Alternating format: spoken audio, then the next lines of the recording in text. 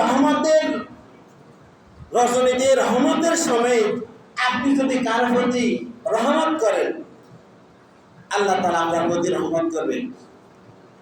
ইরহামু মান ফিল আরদি ইয়ারহামুকুম মান ফিস সামা।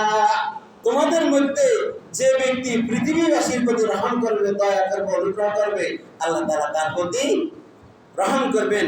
আল্লাহ নবী সাল্লাল্লাহু আলাইহি ওয়াসাল্লাম বলেন, মান খাফাফা আন মামলুকিহি ফিহি গাফারাল্লাহু লাহু। যে ব্যক্তি তার অধীনস্থ কর্মচারীর কাজকে হালকা করবে, আল্লাহ তাআলা সেই ব্যক্তিকে ক্ষমা করে দেন। রোজার দিন আপনি বদলা নিয়েছেন, বদলা কিন্তু ফাইতেছে না, কষ্ট হচ্ছে, আপনি দেখতে পাচ্ছেন, কিন্তু আপনি চিন্তা করেন, মা আমি ভিতরে 700 টাকা 800 টাকা 1000 টাকা দিয়ে আমি বদলা নিয়েছি। এই জন্য আপনি চান যে কড়াই গন্ডায় তার কাছ থেকে বুঝে নিতে তার শরীরে মানুক বা না মানুক। বিশ্বনবী সাল্লাল্লাহু আলাইহি ওয়াসাল্লাম বলছেন, খবরদার এত নিষ্ঠুর হইও না। মান খাফাফা আন মামলুকিহি, যে ব্যক্তি তার বদলার প্রতি, তার অধীনস্থর প্রতি, তার কর্মচারীর প্রতি কি হবে? অনুগ্রহ করা হবে, দয়া পরবশ হবে, গাফারাল্লাহু লাহু, আল্লাহ তাআলা তার গুনাহ খাতাগুলোকে মাফ করে দেন, অন্যায় অপরাধগুলোকে ক্ষমা করে দিবেন। লাইলাতুল কদর পেতে হলে আমাদেরকে ইতিকাফ করতে হবে। এখন ইতিকাফ শব্দের অর্থ হচ্ছে কি? আগ্নে দ্বারা অবস্থান করা। আল্লাহ তাআলার সন্তুষ্টি লাভের উদ্দেশ্যে পুরুষগণ মসজিদের নির্দিষ্ট স্থানে খাটিয়ে টাঙিয়ে এবং নারীগণ বাসায় বা নিজের ঘরের পবিত্রতম স্থানে ঘরের এক পাশে অবস্থান করাকে ইতিকাফ করে। যে ব্যক্তি ইতিকাফ করবে সে ব্যক্তির সাথে আর অপরাপর রোজাদারের সাথে সবকিছু কিন্তু এক, সবকিছু এক, শুধু এক জায়গাতে একটু ভিন্নতা রয়েছে। সেটা হচ্ছে যে ব্যক্তি ঘরে থাকবে রমজান মাসে ইফতারের পর থেকে সবে সাদেকের আগ পর্যন্ত, সে তার স্ত্রীর সাথে মেলামেশা করতে পারবে। কিন্তু যে ব্যক্তি ইতিকাফ করবে সে ব্যক্তি ইতিকাফ অবস্থায় স্ত্রীর সাথে মেলামেশা করতে পারবে না। এই ব্যাপারে সরাসরি চূড়ান্ত ডিসিশন দিয়ে দিয়েছেন আল্লাহ তাআলা বলেন, ওয়ালা তুবাশিরুহুন্না ওয়া আনতুম আকিফুনা ফিল মাসাজিদ। তোমরা মসজিদে ইতিকাফ করা অবস্থায় স্ত্রীর সাথে মেলামেশা করবে। রমজানের ইতিকাফ 10 দিন। যে ব্যক্তি 10 দিন ইতিকাফ করবে, রাসূল করিম সাল্লাল্লাহু আলাইহি ওয়াসাল্লাম বলেন, সে ব্যক্তি 2টা হজ এবং 2টা উমরা করলে যে পরিমাণ আল্লাহ তাআলা সওয়াব দেন ওই পরিমাণ সওয়াবের ভাগীদার হবে। ইবনে উমর রাদিয়াল্লাহু তাআলা আনহু বলেন, নবী সাল্লাল্লাহু আলাইহি ওয়াসাল্লামের জন্য আমরা মসজিদে বিছানা এবং খাটিয়া স্থাপন করে দিতাম। ইতিকাফ হলো 3 প্রকারের। ওয়াজিব ইতিকাফ, ওয়াজিব ইতিকাফ হলো মান্নাতের ইতিকাফ। ধরেন কোনো ব্যক্তি মান্নাত করলো, আমার যদি এই সমস্যাটার সমাধান হয় তাহলে আমি ইতিকাফ করব, এটা হচ্ছে মান্নাতের ইতিকাফ। আর মান্নাতের ইতিকাফ হলো ওয়াজিব, অবশ্যই করতে হবে।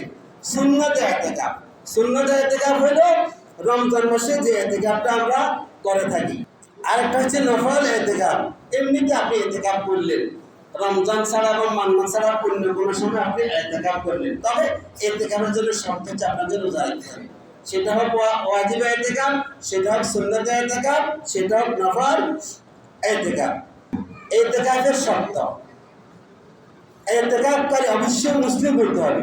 কোনো অমুসলিম যদি ইতিকাফ করে তাহলে সে ইতিকাফ হবে না, জ্ঞান সম্পন্ন হইতে হবে।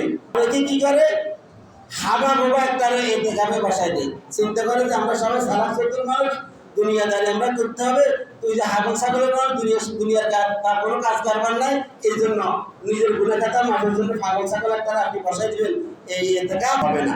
পালে খাওয়া, আপনি প্রাপ্তবয়স্ক মানুষ ইতিকাফ করার সুযোগ নেই ব্যস্ততার কারণে, আপনার নাবালক ছেলে অথবা নাতির দিদি যদি ইতিকাফ করান ওই ইতিকাফ হবে না। নিয়ত করা, নিয়ত ছাড়া যদি আপনি মসজিদে থাকেন অবস্থান করেন তাহলে আপনার ইতিকাফ হবে না। শরীর পবিত্র, ইতিকাফ করে অবশ্যই পবিত্র অবস্থায় থাকতে হবে। আর পুরুষগণ মসজিদে, নারীগণ ঘরে। পুরুষগণ যদি ঘরে ঘরে তাহলে হবে না। ইতিকাফের কিছু গুরুত্বপূর্ণ মাসলা মাসাইল আছে, যেমন মসজিদে পর্দা টাঙিয়ে থাকা খাওয়ার ব্যবস্থা করতে, পেশাব পায়খানার জন্য আপনি বাইরে যেতে পারবেন।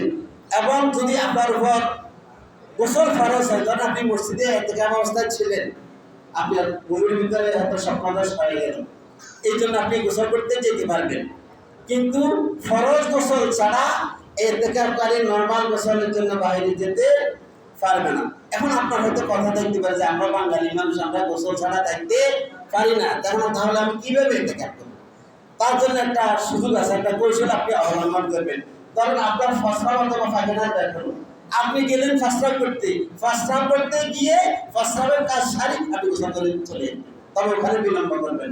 অথবা পায়খানা করতে গেলেন, পায়খানার কাজ সেরে আপনি গোসল করে চলে যাবেন। মান্নতের ইতিকাফ কমপক্ষে একদিন করতে হবে। কোনো ব্যক্তি মান্নত করলে সে ইতিকাফ করবে, কিন্তু সে ব্যক্তি যদি আধা বেলা ইতিকাফ করে তাহলে তারও ইতিকাফ হবে না। রোজা যেরকম আধা বেলা হয় না, ইতিকাফও আধা বেলা হবে না। শরীর পরিষ্কার রাখা, ভালো পোশাক পরা, সুগন্ধি ব্যবহার করা, নখ কাটা যায়, আপনার নখ পড়া হয়ে গেছে, আপনি ওখানে নখ কাটতে পারবেন। ইতিকাফে কিছু কর্ম আছে মাকরুহ, যেমন চুপচাপ বসে থাকা। ব্যক্তি ইতিকাফ করতে আসছে কিন্তু সে কোনো কাজ বসে গেছে, বাস কোনো কর্ম নাই না, আপনি দেখুন বসে থাকার জন্য আসেন, ইবাদত বন্দী করার জন্য এসেছেন, এই জন্য চুপ থাকবেন না। আবার আপনি যেহেতু বলবেন, বহুতা কথা বলার কোনো সুযোগ নাই, বেচা কেনা করা মাকরুহ, দুনিয়াবি কাজ ব্যস্ত থাকা মাকরুহ। তাহলে আপনি কি করবেন? ইতিকাফকারীর করণীয় হচ্ছে দ্বীনি মাসাইল শিক্ষাদান এবং শিক্ষা গ্রহণ, কোরআন তেলাওয়াত, জিকির, তাসবিহ, ধর্মীয় গবেষণা, তাওবা, ইস্তেগফার, আত্মীয় অনাত্মীয় সকলের জন্য দোয়া করা।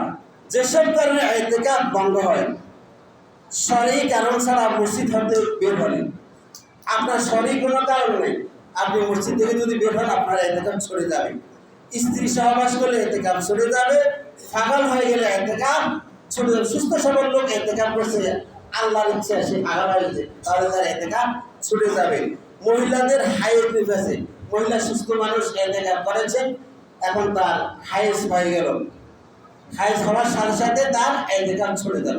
ইসলাম ত্যাগ করলে কোনো ব্যক্তি মুমিন অবস্থায় সে ইতিকাফ করলো, এমন কর্ম সম্পাদন করলো তার ঈমানের খেলাফ, এমন কথা সে বললো যেটা তার ঈমানের সাথে যায় না, তাহলে তার ইতিকাফ ছুটে যাবে। খাবার ভিতরে নেওয়া শর্ত বাহিরে এসে খায়, বাঙালির একটা খুব অভ্যাস, সে খাইছে কি খাবে, খাইছে কি খাবে, ব্যতিব্যস্ত হয়ে যায়।